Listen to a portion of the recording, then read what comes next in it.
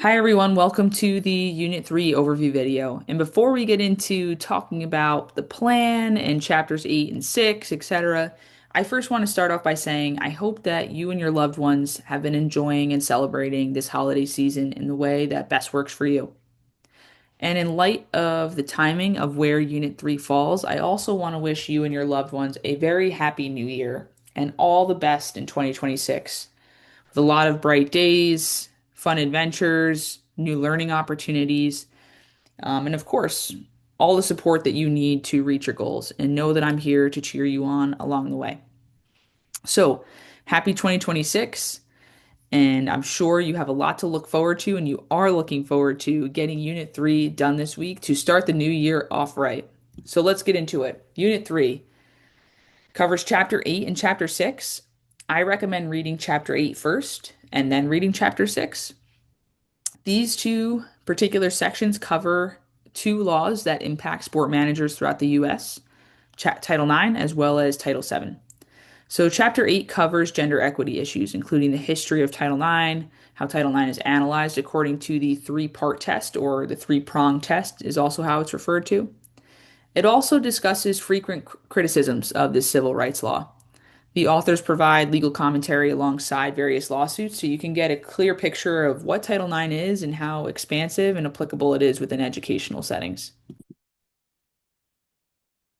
Two important points to note. The first, Title IX is a very hot topic right now, especially over the past few years because Title IX celebrated its 50th anniversary in 2022.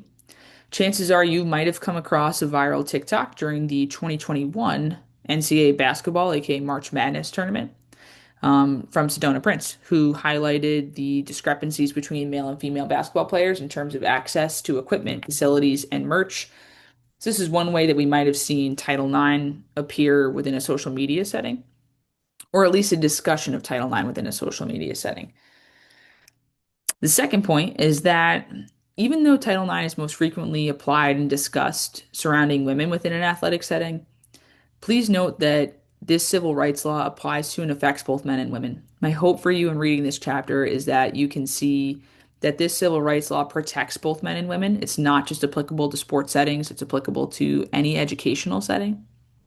And the second part within this sort of note is that it's often budgetary constraints and decisions that impact how teams are cut potentially to be compliant with Title IX. Chapter 6 covers employment law issues. Primary focus within this chapter is Title 7. Title 7 is frequently referred to as like a sibling or a cousin to Title 9. Title 7 is also a civil rights law that protects against discrimination in any employment setting on the basis of a protected class.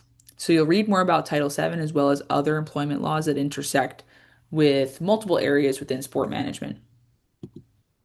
How you can earn your engagement point for this unit is you are going to choose a headline and email it to me.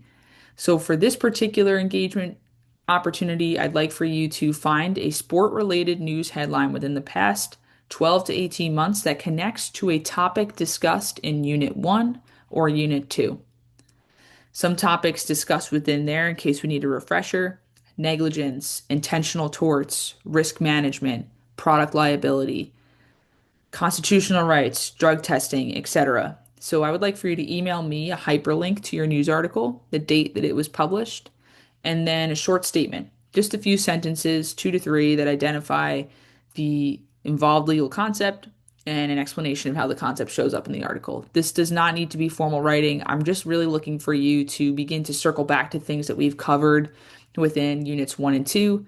Because this course moves fast, I know there's a lot of information. The more that we continue to go back and review things, the better that it will stick in our minds. Here is our plan for the week, following a very similar structure to what we've done in units 1 and 2. This Friday, you have your engagement number 3 opportunity, as well as your initial post for the Unit 3 discussion forum due. Then on Sunday, you have your chapter quizzes for Chapter 8 and Chapter 6, your 2 discussion reply posts, as well as the applied activity number 3. Looking at specific content area within this chapter, we're going to start off with Chapter 8. I've already provided some good background information on this particular chapter. As you are reading through the learning objectives here, you can see that the intention for you when you finish reading this chapter is to understand various gender equity laws that are in place and how they apply to sport. How does Title IX apply to sport? How is it interpreted? How can sport managers ensure that they are compliant with Title IX according to the three-part test? Additionally, I just want to give a warning that there are topics related to sexual harassment discussed within this particular chapter. Let's look at some key concepts within Chapter 8. So, Title IX is a civil rights law that applies to educational institutions, areas, activities that receive federal financial assistance. Some of these areas that are impacted: athletic programs, recruitment, admissions, financial aid and scholarships, extracurricular activities, including intramurals and club sports, counseling, benefits, and leave. Really, this important civil rights law prohibits discrimination on the basis of sex. It requires that males and females receive fair and equal treatment in all areas of education. How do we know that athletic programs are compliant with Title IX within an athletic context? This is done through something called the three-part test. The three-part test is not part of Title IX specifically as codified in law. Instead, this is used as policy interpretation by the Office of Civil Rights to assess if athletic programs are compliant with Title IX. So this uses three prongs or three parts. Schools must demonstrate one of the three prongs in order to indicate that they are compliant with Title IX. And it's looking at how these prongs in general assess equity in terms of both quantity and quality, so the availability of opportunities and experiences. The final key concept that I want to describe here is the Equal Pay Act, as this is discussed within the chapter. This piece of legislation was introduced to prohibit wage discrimination based on sex for employees conducting equal work. So you can read more about this here, about how these jobs require equal skill, effort, and responsibility under similar working conditions. And so this is where you'll read a very famous case in relation to this topic area in the textbook and how this can be challenging to demonstrate within a sports setting. Really, this law is designed to address inequities in the system that result in males being paid more than females, which is also supported within sport management scholarship. But again, as you're reading through the chapter, this can be a little bit harder to demonstrate from a legal perspective in terms of interpretation. The final piece that I want to discuss within Chapter 8, and this is discussed at length, but again, I feel like this is very important to know if you're stepping into a sport management position, specifically within an educational institution. You need to know what Title IX is. You also need to know what the three-part test is. So each part within the test focuses on a different area. So I'm going to walk us through here what each prong means. So prong one is about sport participation opportunities. And this is all about assessing proportionality. So this prong in particular asks, are the athletic participation opportunities for males and females substantially proportionate to the undergraduate population? So here, you would take a look at the undergraduate student population and examine the gender breakdown. You would also do the same thing for your student athlete population at your school. If this particular gender breakdown is the same or similar, then you are considered to be proportionate. And this is what we would call the safe harbor test. The second prong involves history and continuing practice. So this prong asks an institution to show, again, a history and continuing practice of expansion for the underrepresented sex. So the institution should be able to show that over the lifespan of Title IX, since when it was passed in 1972, that they are chipping away at that gap by gradually adding opportunities for the underrepresented sex. More often than not, within a sports setting, this does relate back to women. There is no numerical formula here in relation to prong two.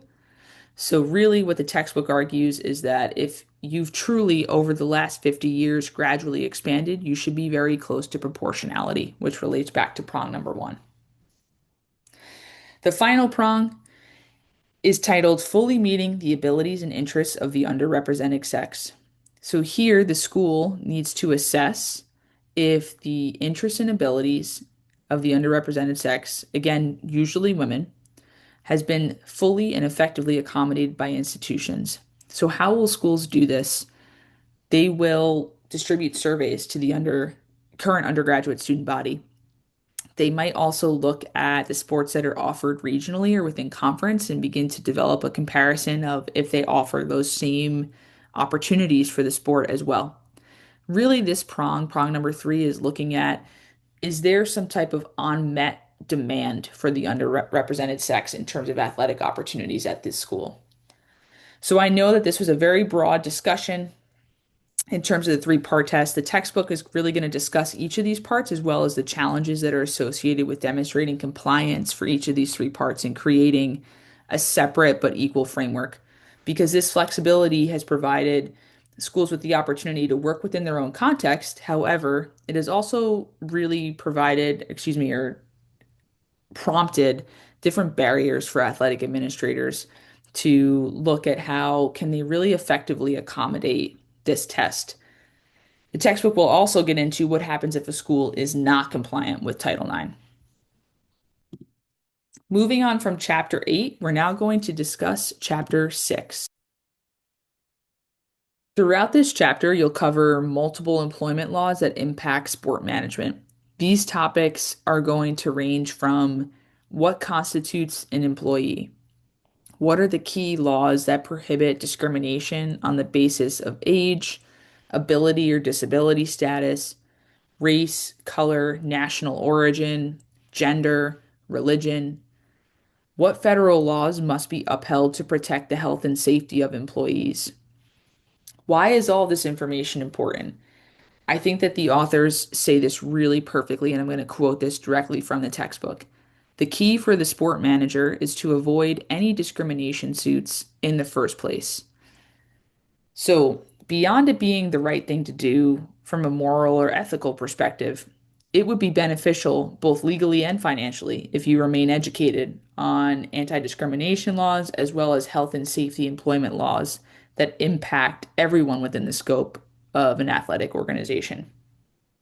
As a heads up, there are some discussions within this chapter in relation to sexual harassment. And I want to share one example with you here about some just common employment law issues within sport. So this could be an employee is fired from a job. A qualified employee is not hired for a job. A qualified employee is not promoted. The employee's work situation is made so bad that they must quit. Someone's injured while they're on the job. Someone's injured because of the conditions of the workplace or management's failure to properly monitor.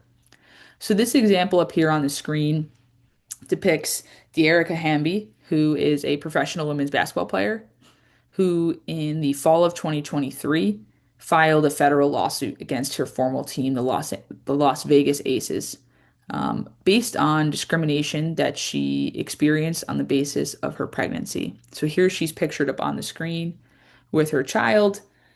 And if you're curious to read more about that, you can go ahead and research more, as this is present within athletic settings, not just for sport employees, but also for athletes. They're eligible to be able to be protected under employment law.